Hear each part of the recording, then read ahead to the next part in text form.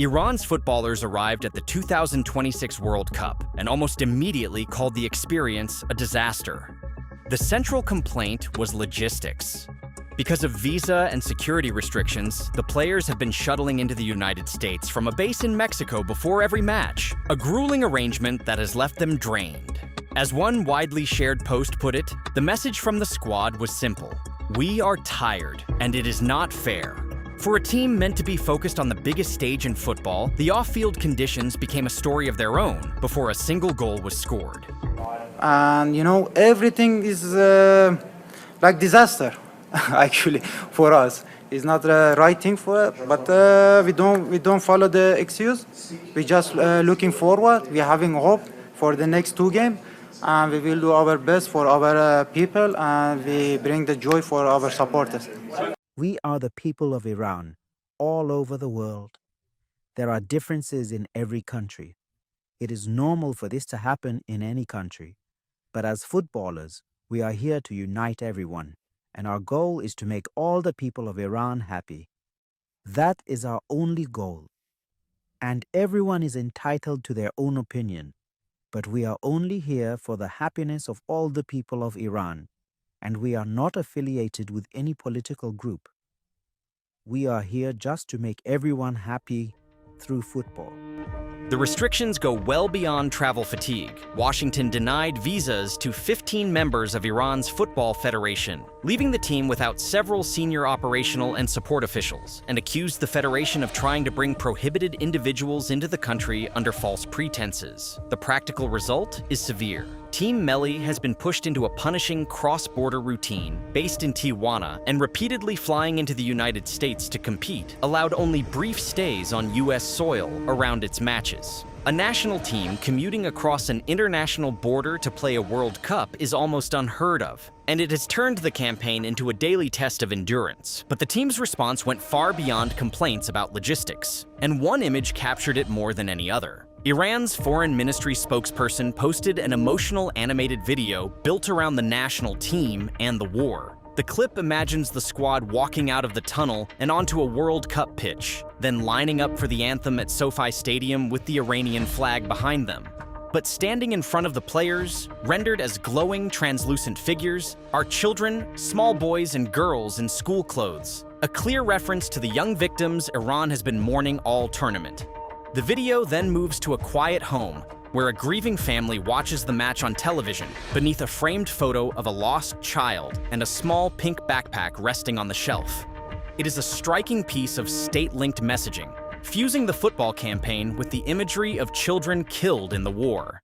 Iran's team has carried that message onto the world stage in deeply personal ways. When the squad arrived at their base camp in Tijuana, Mexico, after a private flight from Turkey, players and members of the delegation stepped off the plane wearing gold lapel pins marked 168. According to Iranian officials, the number honors 168 children Iran says were killed on February 28th in a strike on a girls' school in the southern port city of Minab, an attack a preliminary U.S. military investigation has indicated was likely carried out by American forces. The full details of the toll are still being established, but as a symbol, the pin has become a fixed part of how the team presents itself to the world. The backdrop to all of this is the conflict between Iran and the United States, and it has turned the 2026 World Cup into a battle over narrative. Iranian officials and diplomatic accounts have repeatedly attacked the contradiction of the United States, hosting a tournament about unity while fighting a war in West Asia.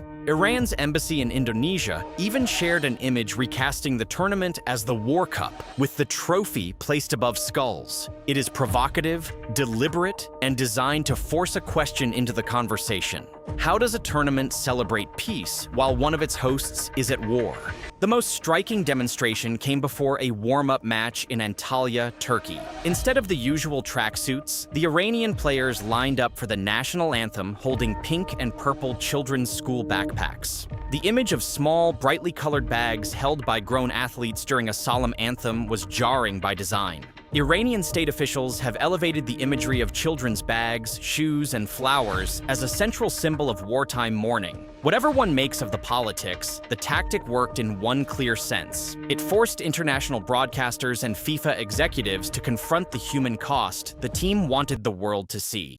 It's true that we are facing special circumstances right now, but we are football players and we have to play, practice, and prepare ourselves for the competitions we have ahead.